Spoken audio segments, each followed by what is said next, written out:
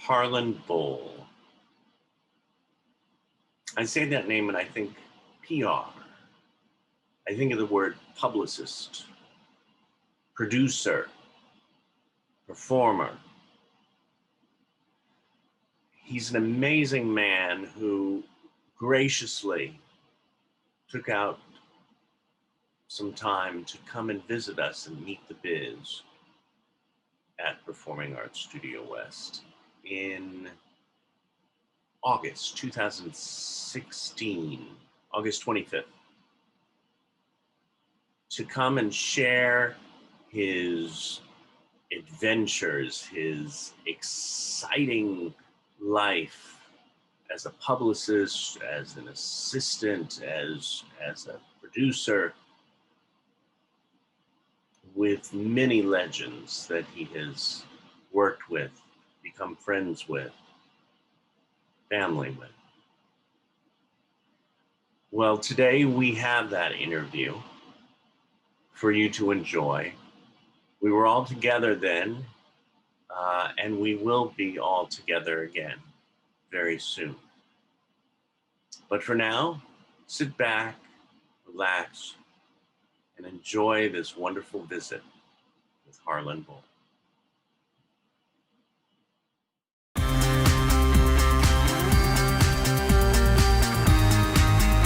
Welcome everybody to Meet the Biz at the Performing Arts Studio West.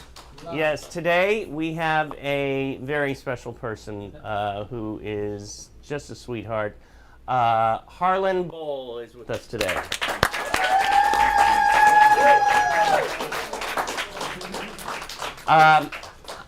Whenever I see you, you're always running, you're always doing everything. Yeah. You are one of the busiest people I know in this industry. When do you have time to breathe? I don't. I plan on starting very soon. Okay, that's always good. Yeah. That's always good. So, where were you born? I was born in Denver, Colorado. Thank you. And when did you move to Hollywood? When I was 18. Okay. I actually went to the Academy of Television Arts and Sciences. I'm sorry, to the Academy of Dramatic Arts. Mm-hmm. I eventually worked for the Academy of Television Arts and Sciences. But I was an usher in a theater, summer stock theater called Elitch Gardens, the oldest summer stock theater in the country. And before my very first day of work, Chris Kirkland, the producer, called me and said, we lost our driver for the star of the show. My name was Boll, last name, first one on the list. I had a car, it was better hours, better pay, so I took the gig, and I became Shelley Winter's driver. Oh. And Shelley's assistant left, and I knew the routines, so I took over. Mm-hmm. And then she gave me to Tammy Grimes, who gave me to Maureen O'Sullivan, who gave me to Gabe Kaplan, to Richard Kiley, to Rex Harrison, and a number of others. Wound up with Cloris Leachman, who decided I should work in Hollywood. Wow. So, yeah. And Cloris has Oscar and the largest amount of Emmy wins in history right now. Well, she's amazing. Oh, yeah. No, very, very, very talented. Insane, but in talent. Talented. Do you and of course, I love her in Young Frankenstein. Oh, God, yes. She took me to, we were driving after we closed a show one night. She took me to a midnight showing. We were driving down the street and saw a midnight showing of Young Frankenstein. And we snuck into the back and watched it from there. And she was telling me, okay, listen for this, you'll hear me in the background. Or listen to this is what's happening. And the people in front of us were not too thrilled that someone was talking behind them. And when they turned around and asked us to be quiet, they were in shock to see Frau Brocha behind them. Who left my grandfather's book out for me to find? Yes! So that I would? Yes! Then you and Victor were... Say it. He was my boyfriend!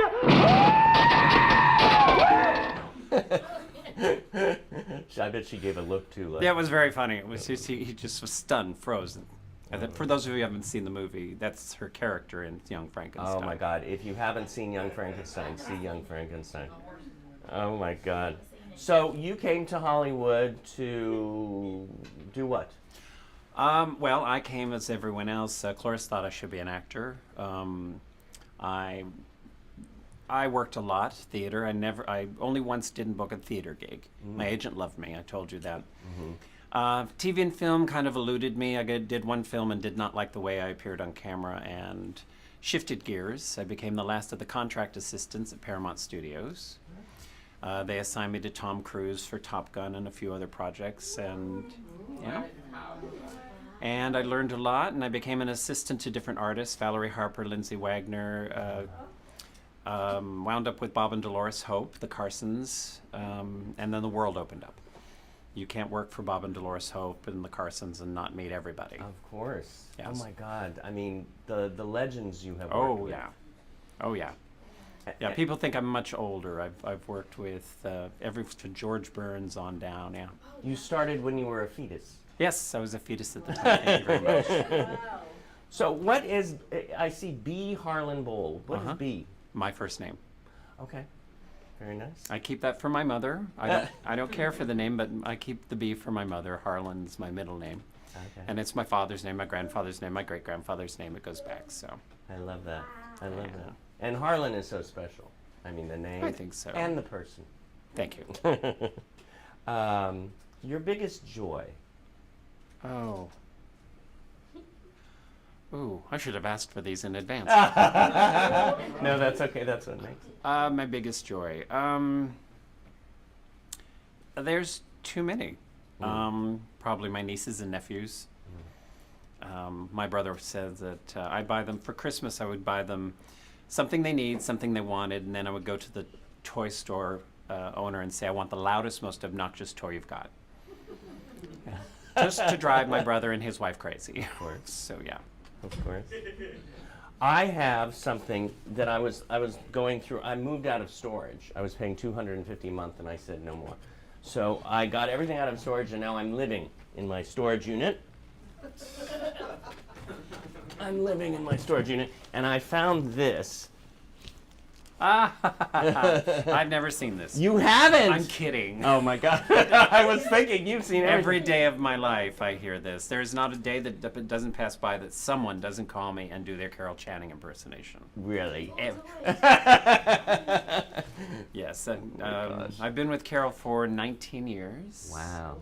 And she's not my longest client either. She's family now. She's more than just. Right. So yeah, she's. So many stories I couldn't possibly get into. She's still working. Right. She's 95. Yes. About a year ago, she did a show with Tommy Tune. I don't know if you know Tommy Tune. He's won 10 Tony Awards. And we did it up at the Curran Theater. I say we, like I was on stage. They were at the Curran Theater up in San Francisco, and she was brilliant. Oh. Brilliant. So there's no age has nothing to do with one's ability, and she's got issues of her own. She's had to work past. She's walked off the stage more times than I can mention. How many times how many performances did she do, or how many? She did way over 5,000 of Hello Dolly. Of Hello Dolly. She promised Yul Brynner that she would stop counting at 5,000 because he did 5,000 of The King and I, and so she promised him she would not promote after 5,000. Because they were friends, but she went way over 5,000. Right. And the rumors were always that she never missed a performance, and technically she missed a half a performance. Really? In Kalamazoo. She was so sick, she was throwing up on stage, and she missed the second half. And David Merrick, the very famous producer, said, well, if you're going to miss a show, Kalamazoo's the place to do it. Oh my God! Did somebody go on the second act, or did they? I've always wanted to know who stepped in, but they never told me. Oh, how fun that would It'd be fun to find out who the only person to ever replace Carol Channing was. Well, I mean, of course, I grew up loving this woman. Oh, yeah. And one time, I've only met her once. I was at 24 Hour Fitness, and I was leaving. I had just got my pureed protein shake, and I was walking out the door, and I heard this voice, and I went, and I turned around, and there was Carol in a one-piece purple suit, and she was talking to somebody, and I just tapped her on the shoulder. I said, "Thank you for all the joy you have given me." And she said, well, thank you. But it was... Yeah, that voice is undescribable. She will call the office, and my associate will answer the phone, and she'll go, just a minute, Carol, and I'll pick up the phone. She'll go, oh, now how'd she know? I'll go, really, Carol, it's not hard. Oh, my God. She fell into my life. Yeah. Literally fell down a flight of stairs. Oh, no. Yep. She was on stage. During rehearsal, they only had that one light on the stage, and they had not marked the stairs yet, and she was making a grand entrance. And she was on stage with Angela Lansbury, and they had switched roles. Angela was coming in as Dolly, and Carol was coming in as Mame, which was Angela's famous character. And on the stairs, she missed and fell down the flight. Oh, my God. Now, I'd known her and worked with her before, but this was really the beginning of our long-term relationship. And I had to rush her to the hospital and signed her in, and they wouldn't take her. She literally fractured her thumb, broke her arm, broke 2 ribs, stitches to the temple, and she still went on. When the producers called me at the hospital and said, well, we'll make an announcement that Carol will not be appearing, she overheard it on the phone. And she said, well, why on earth wouldn't I be there? No, when was the performance? No, the next night. The next night. But still, a Yeah. broken arm, broken ribs, fractured, yeah. That's amazing. Yeah, and what I did was I called Harry Winston, which is a famous diamond company, and I had them cover her cast in diamonds. And That's amazing. we had a ton of security around her, but yeah. Do you have a picture of that? Yeah, we do have a picture Oh, of my that. God. So it's and it turned out really well. And while we were there, she came in, and you have to be related for them to let you in past a certain point. And they knew I wasn't, but they just wanted me to say I was. And the doctor went, well, are you related? And I'm looking at Carol's nodding, like, say yes. And the doctor like saying, just say yes. And I went, yes, I'm her father. Oh. Carol didn't miss a beat. She went, oh, yes, can't you see the resemblance? Oh, my God. And the doctor literally just said, just go, just go. And as we got to the private room, the nurse shut the door and she went, Father! It was all that I could think of at the moment, so. Oh, my God. But we have been laughing since, and it's been nonstop laughter with her. That must be amazing to be around her. Oh, yeah. She wakes up at 5:30 and calls me and says, oh, Harlan, is it too early? I go, yes. She said, okay, I'll come back 10 minutes Yeah, later. exactly. She said, she'll do 30 minutes later. Are you up yet? So anyway, yes. I mentioned, you have 2 pins there. Yes. What are they? One is an Emmy. I'm the publicist for the Television Academy, NATIS, daytime. And the other one's an Academy Award. I've worked on several Academy Award projects, so I was given a Academy Award and an Emmy lapel pin, so I wear them. It's gorgeous. It's gorgeous. Thank you. And your famous hat. And my famous hat, I don't know how that became famous, but it did. I've had it for as long as I can remember. To me, they said it was, I shouldn't wear it when I first started. I don't know why. They told me it was... it's always they. Yeah, it's always they. They said, oh, no, you'll never fit in. You'll never fit in if you wear a cowboy boots and Stetson. And so I quit for a while, but then I brought it back and discovered it was a great signature for me. I wear it... You can look... Hey! You can look at the Emmy Awards. You can see me walking through the crowd because I have my Stetson on. Or at the Oscars or wherever. You see me at whatever event I'm at, I'm easy to find. And I have some actresses like Florence Henderson and others will see me and say, oh, don't bother him, his hat's on. It means I'm working, apparently. Right. We have another one of your clients here. Another thing I've never seen. You've never seen No, many times. That joke isn't going over well. This is Tippi Hedren from The Birds. Have any of you seen The Birds? Oh my God. She tells me we're BFFs. Yeah, she is. I've been with her now for 21 years. Wow. Tippi and I travel the world together, Vienna, Paris, all over. And she is a joy. Thank you so much. This is so cool. I don't think it's mine.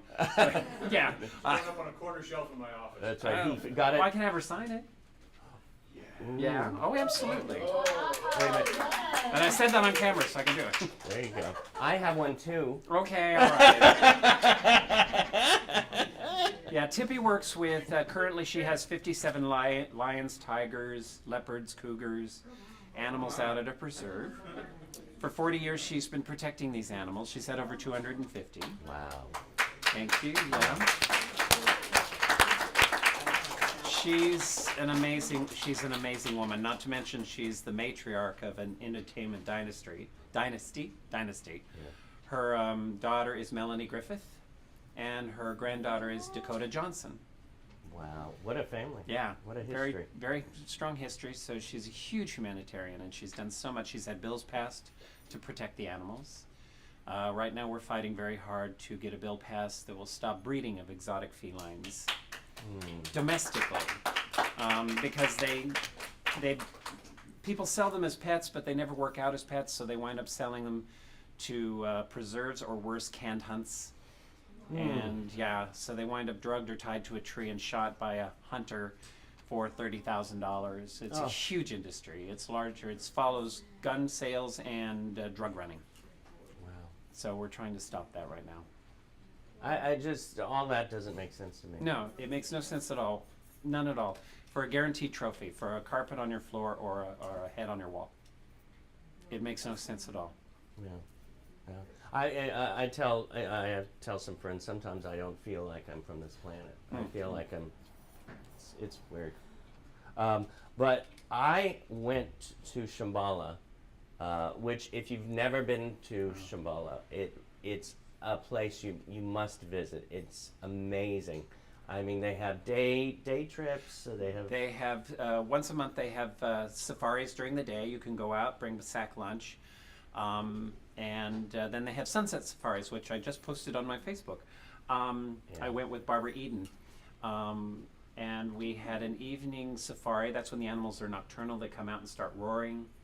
And you have dinner and not much to drink. They don't let people drink much when you're around exotic animals. Oh, right. Here, So kitty. No. No. Yeah. Well, I went there with another one of your clients, who was the guest that night, Jerry Jewell. Jerry Jewell, yes. Yeah. I love Jerry. She's With amazing. all my heart. She keeps me breathing. She keeps me on my toes too. Yes. Yeah, I've had a lot of clients go out there and do Q&As and try and raise awareness and funding out there. Yeah. And she's one of the favorites because she's the only one I think they've asked back twice. Really? Yeah, because the audience really, really love. Well, she's funny and she's energetic, and it makes for a very good evening. Not that the others weren't. The others were all wonderful too, but. Well, she has this. Yeah. I mean, she is a comedian. She's an actress, and I remember that night. I think it was the first time that she really connected with Tippy, and all of a sudden it was like they were just like fast friends. Well, they both also have cages in their neck. Right. Yeah. Tippy and Jerry both have had surgery. I'm not saying anything that they haven't told everybody a million times, so Right. I'm not spelling any myths but they have cages in their neck to keep their heads. In Jerry's case, she needs it. She's had so involuntary actions so often that it's worn things down. And Tippy was on a set where the set collapsed. Over a ton of water fell on the set. Oh. So yeah, and the doctor said, I have no idea how you're keeping your head up. So she now has a cage in her neck. So they had something in common. Wow. Yeah. Yeah. Yeah. That Jerry, and I think Jerry fell too. Which was She fell as well, which didn't help at all. No. You specialize. I'm trying to read this under Tippy. You specialize in I can't say that. How do you say Literary. that? Thank you. That's one of the words. You always have one of those words that just don't come out. Personality, theatrical, nonprofit. So you do it all. I do pretty much it all, yeah. There's been very little I haven't done. Films and TV shows and mostly books. I love the written word. I really do. I tend to give away the farm when I'm helping an author get the book out there because I think everyone's got a book in them. I really do. I love memoirs myself. I have 2 libraries at my house, and they're all full with books that have all been read. In one, they're all signed, and one, they're not signed. But I love working with authors. I'm an author myself. How many books have you? I've worked with 3. The first one was a complete flop. The second one was a bestseller, and the third one was a bestseller. Though technically, I was the producer of the second one. It was a series of interviews for a book called Portraits with 142 celebrities, from Jacques Cousteau to Elizabeth Taylor to Mother Teresa. I got to meet the most amazing human beings with wonderful stories to share. And then the TV, Best in Television, 50 Years of Emmys. Right. I'm technically not the writer. I am the ghost-ish writer. It was my idea for the book, but they gave it to Maury Gelman and Gene Ackes, who had been with the Academy for many, many years. And then Merrill Marshall, the then president of the Academy, came to me about 19 weeks out and said, "We're short. We don't have any interviews. We have all the facts are all there, Right. and the history is all there and great photos, but we don't have any interviews." So they asked me to get 50 Emmy winners to do interviews in 19 weeks. I wound up with 65. And I told them they couldn't cut anybody. Anyone I asked was in if they did it. And they did it. So on page 6, I'm credited with the 65 interviews, with the securing the 65 interviews. And I got Betty White to write the intro and Bob Newhart to write the foreword. Oh, wow. So I consider it my book. What a life you have. This is so... I've been very lucky. There's this video that I just love that's running everywhere. It has been picked up. Betty White got the Lifetime Achievement Award last year at the Daytime Emmys. And yeah, when you come off stage, you're presented with something on stage that's actually for television viewing. You know, it's the presenter's Emmy, because as you walk off, they take it from you. And then you walk backstage and you get the one with the number on the bottom that's credit that is assigned to you. So if it's ever gone, stolen, whatever reason, they can identify it. This number belongs to. And then, so there's this wonderful video running of me handing that one to Betty White. So yeah, a little piece of entertainment history. You know, and I let me put this here. I think I left it at home, but one of your other clients is I grew up watching every week. That could be a number. I know. Well, I mean, you have so many. I mean, and the people you have are the people that I grew up with and are still adore and love, and they're amazing, is Julie Newmar. Oh, yeah. I mean, the Catwoman in Batman. I was talking to her as I walked in the door, yeah. Yeah. Yeah. She's, I hope she could come someday. Yeah, I love her. Have you asked her? I imagine she would. I imagine would. she would do this. Oh, she's so amazing. I mean, I had a crush on her. Who didn't? I know. Hell, In that pussycat outfit. gay men had crushes on her. Oh my God.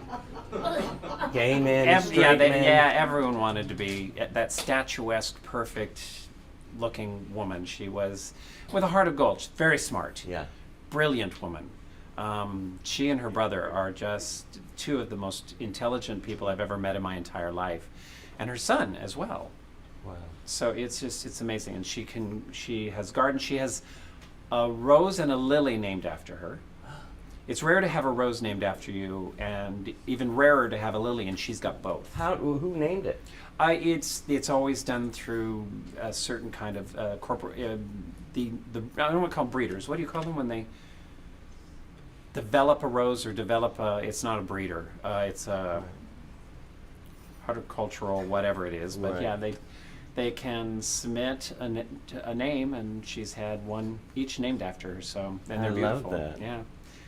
So I'm gonna have to. I have other clients with roses too, like Right. Phyllis Diller had a rose, and Barbara Streisand has a rose, and although Barbara's not a client, there are a number of others that have roses named after them, but she's the only one with both a lily and a rose. It makes me want to go. I think I'm gonna go on the internet and look up her lily and rose. Do they're very expensive, but yeah, do. I think so, because my mom loves roses. Whenever I go past a rose garden, I all of a sudden think of my mom. So I think I might have to splurge and get her that rose. Oh gosh. Oh, who needs a publicist? I mean, for the actors and the performers out there. Why do you need a publicist? Well, assuming you've reached a point where you've luckily got a job, you've luckily put out a book, a CD, or something, then you need to make the public aware of it. There are a lot of people who come to me, and there are publicists who will take anyone just to take the money. Sorry. I won't. If someone comes to me and they're not ready for a publicist yet, their ducks aren't in a row, or they don't have their materials, ready to go yet, or the contract isn't signed, I don't take them on until I've got something to pitch. I've got something. Your entertainment trays won't even pick up someone in a film until the film has distribution, because they won't run stories till they know their public's going to be able to see it. So there's no point in hiring a publicist until that point. Now, there is the companies will hire a publicist, like I'm working on Valerie Harper's new film, which is wonderful if you get a chance to see it. It's called... Is it out now? It's hitting festivals now. Oh, great. It's called My Mom and the Girl. It'll be at the LA Festival here. But in that case, we do start a little early because we want the festivals to pick up on it, and we want the entertainment industry. The focus is strictly on entertainment press. Yeah. We don't do consumer yet. It's too early. But for entertainment press to make sure that Hollywood Reporter, Variety, all of those are mentioning the film and that it's coming up. And mostly for voting purposes, we do want this to receive an Academy nomination for short. Right. So, you have to start that ball rolling early. With books, you have to start... Technically, your publisher should start 6 months earlier. I always come on around 4 or 3 months, so that the long lead magazines, some magazines can't... They pre-write their magazines, so they're 4 months ahead. They will work backwards. They'll start with the advertising and move themselves up through the stories, and one of the last things done is the cover, because the cover has to be the most breaking news. So they will literally work their way from the back of the magazine forward, but they have to have it done 4 months out. I used to work for Playboy. Wow. So How long did you work for Playboy? I worked for Hef and Playboy for 7 years. Oh, wow. Yeah. That was, I remember my first Playboy, I asked my mom, can you buy me that Playboy? And the reason was Barbra Streisand was on the cover. Oh, okay. Okay. and then she got me a subscription to it, which was... It was a waste. But hey. No, for the good Quaker boy who was working with Hef, it was very funny. I was working with a man named Dick Clark at the time. Oh, Dick, yeah. Yeah. Do you all know who Dick Clark is? Wow, of course. One of the really, truly greats. And he and I were going to do KTLA Morning News for whatever reason, and the car pulled up at a light, and he was closest to the mailbox, and I asked him to mail a letter for me. Right. And he got out of the car, he went over, and I saw him reach the mailbox and go, and looked over the car and looked back at the letter, stuck it in the box, got in the car, and went, "Was that to the Mother Teresa?" And I went, "Yeah, we'd become pen pals. She wrote the intro for one of my books." Oh. And we got, that night there was a party at Playboy, at the mansion. Right. And Dick and his wife Carrie walked in, and Carrie later told me he walked in and saw me with all the playmates, and he went, he parties with Hef and he parties with Hef and pen pals with Mother Teresa. And he's Quaker. Oh my God. So yeah, I've had a blessed life. I know I've had a blessed life. I'm like hearing all these people, and you've known everybody, it seems like. That's a rumor, but I've known a lot. I see several of my friends on your walls here, Alan Cumming. And, right. Yeah. By the way, we have one of the co-stars of that movie here, don't we? Isaac? Hey! There's Isaac. And Got what a star in brilliant our movie. audience. See, I can't go anywhere. There's always got to be some star in the audience. Yeah, I love that film. I don't travel without a star. You're it today. There you go. Oh my gosh. When I say Emmys, what first comes to mind? A lot of work. A lot of work. It starts, I just did my walkthrough for the Daytime Emmys yesterday, and that's not till April. It'll be at the Pasadena Civic. I don't think I'm giving anything away, but this next year. But yeah, we start way in advance. We're already doing the mapping out the structure and the show, and the director and producer are already working on the layout. And before long, David Michaels will be looking for the presenters and talent, and we have to start way in advance. And It's a lot of work. And this is the daytime Emmys? These are for the daytime Emmys. Okay. Prime times are just around the corner. Right. Everything's done for that. Right. They were having all their parties this week, their nominee parties and everything else. In fact, last night was the party for the daytime people for hosted by Prime Time. So Right. yeah, so it's an ongoing, constant source of work. A lot of Emmys are given out. Mm-hmm. Yeah. I have, we figured over, with my clients, there are over 36 Academy Awards between them, 150 Emmys between them, 24 Tonys, and about 30 Golden Globes. Oh my gosh. So Oh my gosh. That's you do get jaded. that would be interesting to put all of them in one room. Just Have you seen my photo on my Facebook? that you have. Yeah, they're all in a row on my desktop. Oh. The only thing that's not in the photograph is a Grammy. Right. I don't know why I didn't put a Grammy in there. Right. And because I have several clients who have won Grammy Awards. Yeah. And I didn't put in a Gong Show Award. Are you familiar with the Gong Show? Of course. The gong. I have a Gong Show Award. It's not mine, but I have a Gong Show. Yeah, I have a Gong Show Award. Who was that? That was Doug. Oh. See, yeah. So yeah. Oh, I've got to go look. I was looking through your Facebook pictures, and there again, I'm just like, oh my god. And I have an uncle with a Nobel Prize. Wow. Yeah. Heinrich Boll. He won the Nobel for Literature. Wow. So yeah. Wow. We could speak for a week, and you wouldn't. Yeah, probably. Yeah. You'd get bored. Trust me. No. Yeah, my spouse, I'll be telling a story. We'll walk in the room and go, oh, and leave. Will not listen if I talk about China. I used to be I toured China and Right. became an ambassador Oh my god. of arts and culture in China, off and on for 3 years. And so sick of the stories that won't even listen to me talk about it anymore. I think I was kidnapped in China. You were kidding. Wait a minute. Okay, now you got to tell this one. I was on my way from. I was in the Hefei province and on my way to Liuchun, and passing through Jinan. And Jinan decided that if Liuchun, which was smaller, was receiving American performers, so would Jinan. So my train stopped in Jinan, and someone stuck their head in my cabin and said, "This is your stop." And fool that I am, went, "Okay, fine." Grabbed my bag and got off the train with two other people, May Keller and Kathy Gibbs. And we realized something was wrong right away because there wasn't the fanfare, there wasn't anyone to meet us, there were no officials, and they whisked us away to a guest house. And I found out later they sent a message on ahead to our team and said, "We have 3 of your members," and we were, headliners of sorts. Everyone's a headliner at some point in some part of the show, but they said, "Bring back your cast for a show here." So it happened to be our one night off. We did 2 shows for 5,000 each. 5,000 people, brought them in, got them out, 5,000 more in and out. Right. And we did a show that night. I got a lot of attention because I was the only trunk they brought back with costumes. So I was the only one doing costume changes in the show.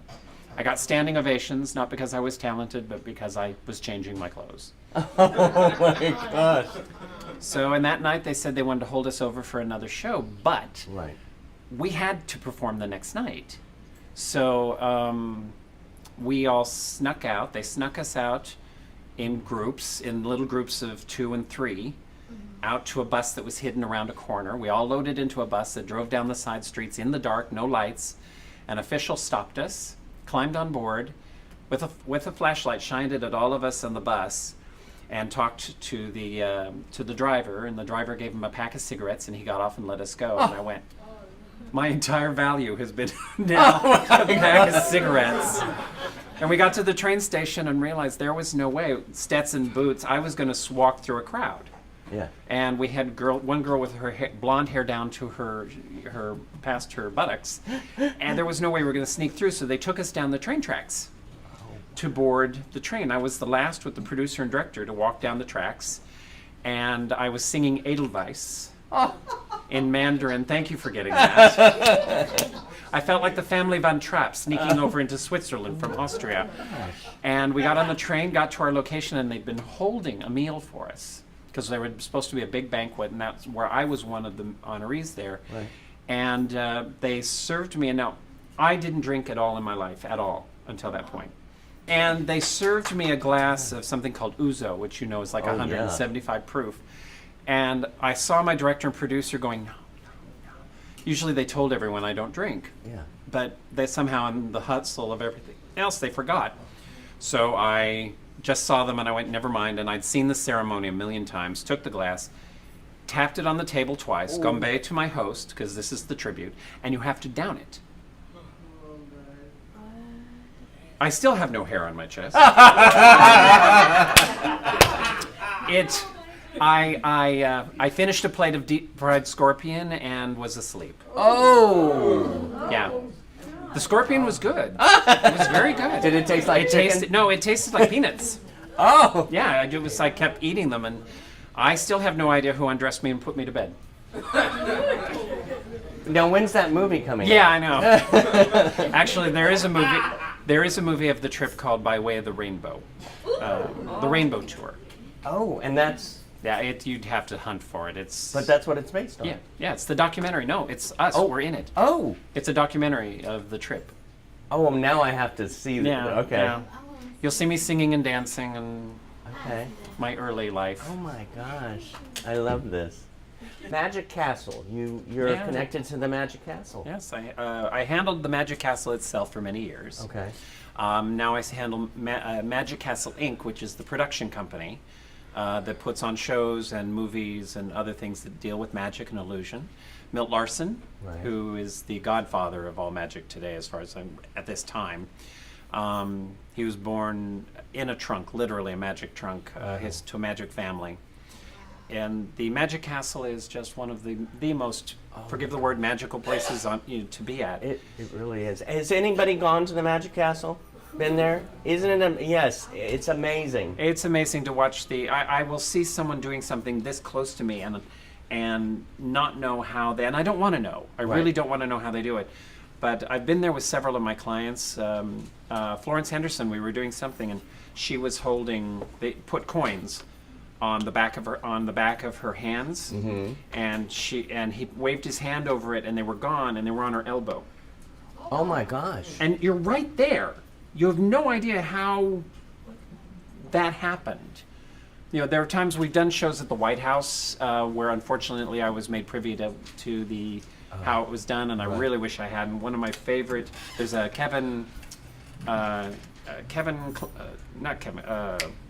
very famous magician. He performed at the White House, and he has this wonderful, wonderful act where he saws someone in two, and I've never been able to figure out how he does it. And then I saw him putting it together and saw how it was done. It just destroyed me. I don't want to know. And costume changes. Have you ever seen quick changes? Those people who do quick, go from a mini dress to a wedding gown just by dropping tinsel over their head? Yeah.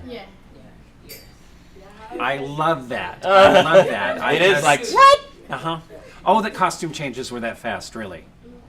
But it's amazing. Yeah. It's amazing. I did a show once where I wish I'd known how they did that, because I did a show once where I played several characters. It was called The Two of Us. Michael Frayn, who also wrote Noises Off and other shows. Right. It's called The Two of Us, and I played myself, my best friend, my son, and my wife. Played my wife, my ex-wife, my daughter, and my ex-wife's new boyfriend. Yeah. Costume changes like this. Yeah, costume changes Talk like about this. Sybil. Yeah. So yeah, you had I went from a fat suit to Stephen, who was thin. Barney was fat. Stephen was thin. Stephen was well groomed. Barney was a mess. My son was a hip hop, you know, and you had to change characters and change personalities and change costumes that fast, and we came up with some tricks to make it work. But wow,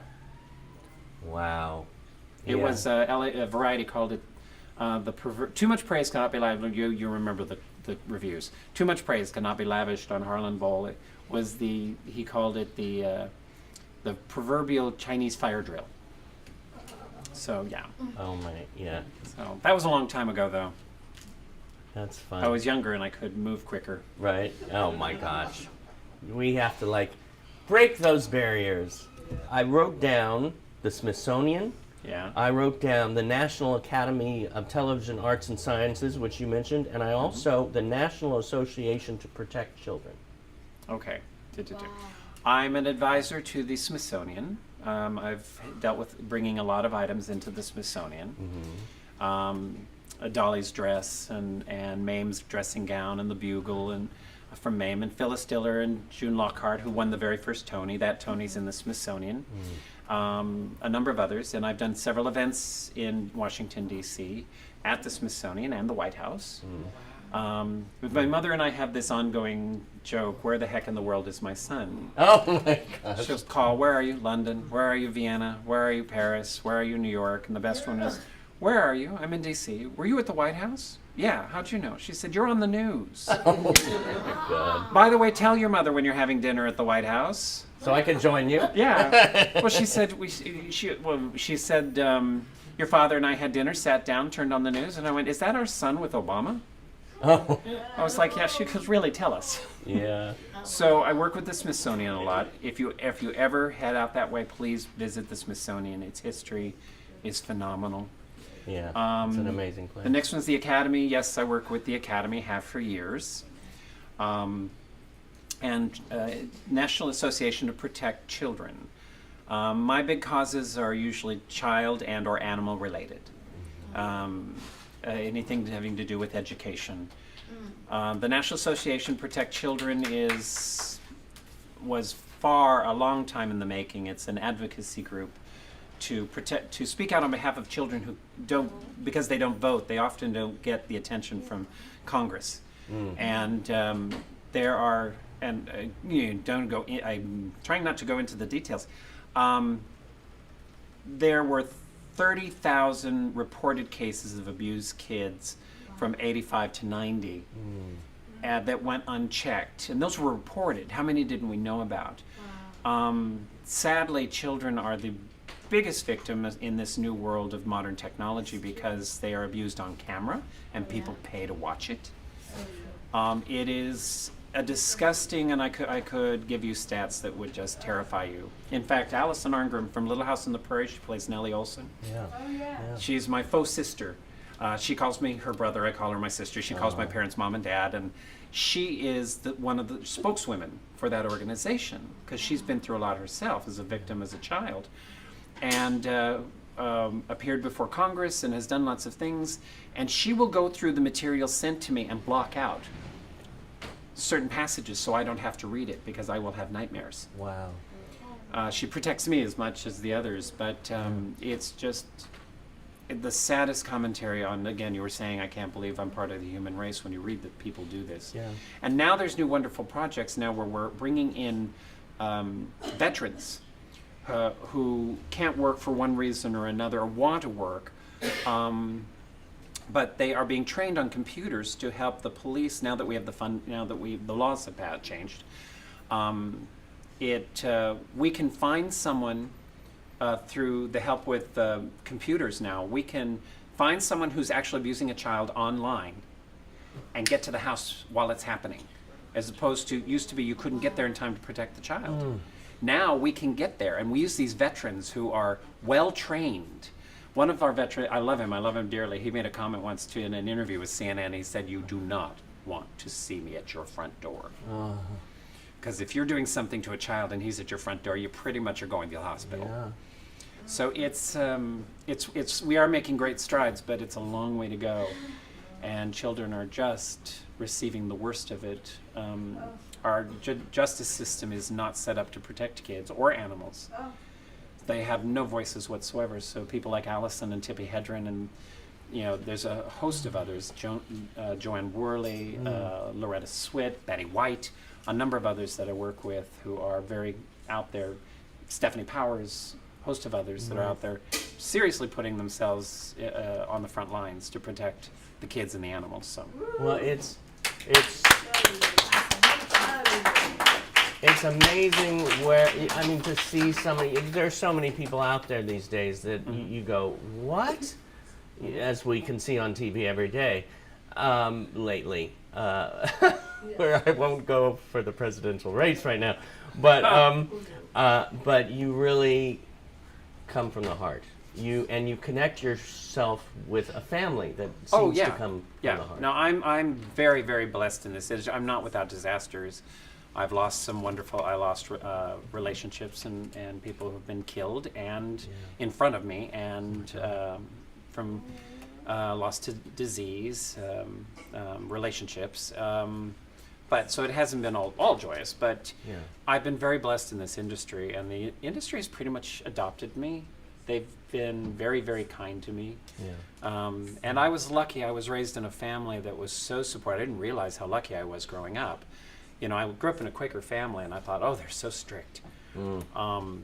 But I was very, very lucky. They loved me dearly, and my siblings, and we all get along. And this world, coming to LA was a culture shock, bigger than going to China. I mean, coming to LA, it took me a long time to get used to this idea that not everyone talked to their mother all the time. Not everyone communicated.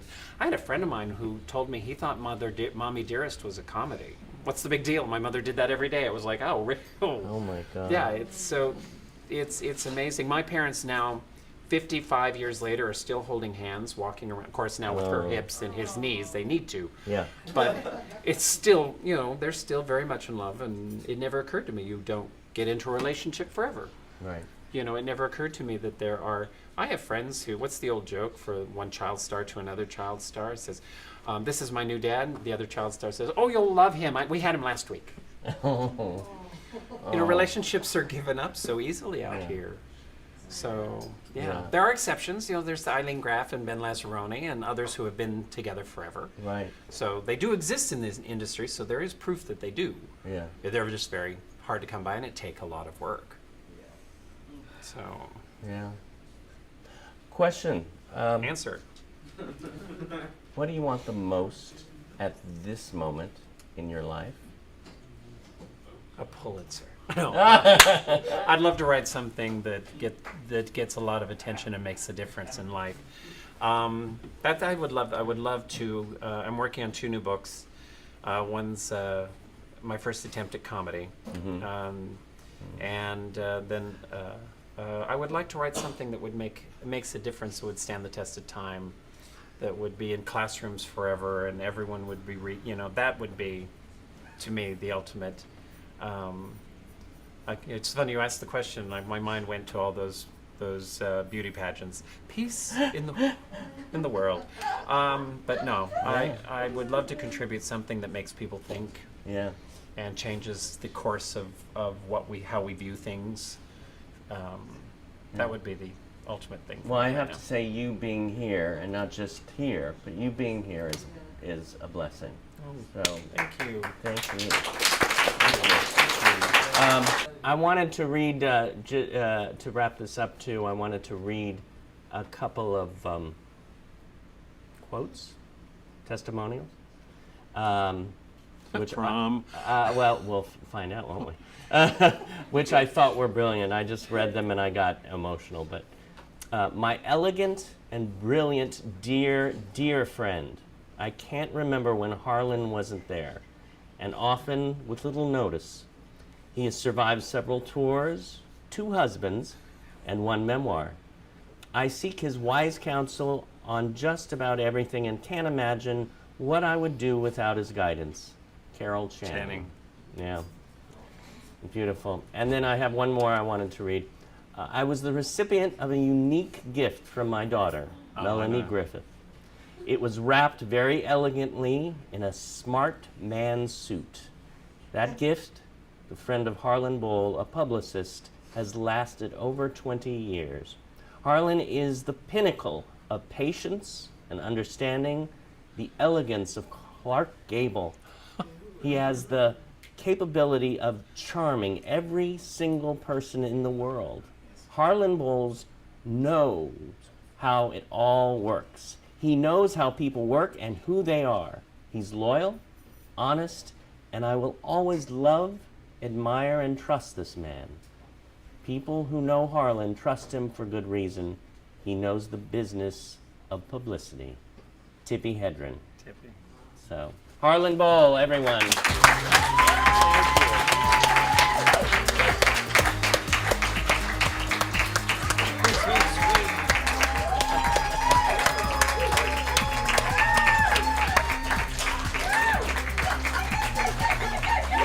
We're gonna get. I like this. No, they can keep going. Oh, okay, keep going.